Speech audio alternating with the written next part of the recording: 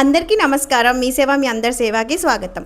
So ఇవాళ వచ్చేసి family member certificate అనేది ఎలా అప్లికేషన్ పెట్టుకోవాలి, వాటి యొక్క required documents and required documents వచ్చేసి ఎలాంటి స్పెషల్ ఓటర్ ఐడి కార్డ్ కానీ, కరెంట్ బిల్ కానీ, గ్యాస్ బిల్ కానీ అలాంటివి ఏమీ అవసరం లేదండి.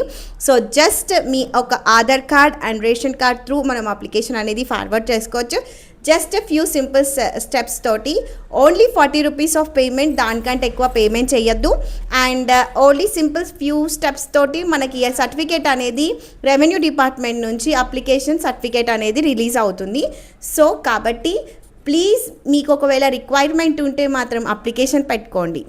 సో ఇక్కడ మీ సేవలో కూడా మీకు సింపుల్ ప్రాసెస్లో చూపిస్తున్నాను. ఆధార్ కార్డ్ నెంబర్ కొట్టిన వెంటనే రేషన్ కార్డులో ఎవరైతే ఉన్నారో వాళ్ళ డీటెయిల్స్ అన్నీ కూడా మనకి జనరేట్ అవుతాయి as soon in the image.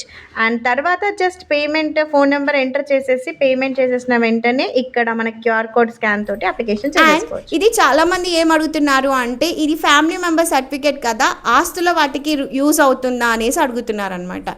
So ఇది జస్ట్ ఫ్యామిలీ మెంబర్స్ అందరం ఉంటున్నాము అని గవర్నమెంట్ అప్కమింగ్ స్కీమ్స్కి యూజ్ అవుతుంది కాబట్టి గవర్నమెంట్ ఆలోచన చేసి ఇది ఫ్యామిలీ యొక్క సర్టిఫికేట్ అని చెప్పి రిలీజ్ చేస్తుంది.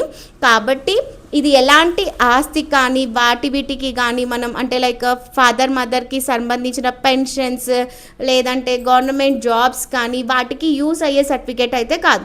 ఇది కేవలం మనకి అప్కమింగ్ సర్వీసెస్ ఏదైతే ఉంటుందో గవర్నమెంట్ తరఫు నుంచి వెరిఫికేషన్ కోసం వాళ్ళకి ఈజీగా ఉండడానికి కోసం ఈ ఫ్యామిలీ మెంబర్ సర్టిఫికేట్ అనేది మనకి కొత్తగా తీసుకొచ్చింది అనమాట. సో ఇది ఫ్యూ డేస్లోనే వచ్చేస్తుంది. సో డోంట్ వరీ, ఎలాంటి అప్లికేషన్ ఫామ్ కూడా మనకి దీంట్లో లేదనమాట. So thank you for watching. మీ సేవ మీ అందరి సేవ.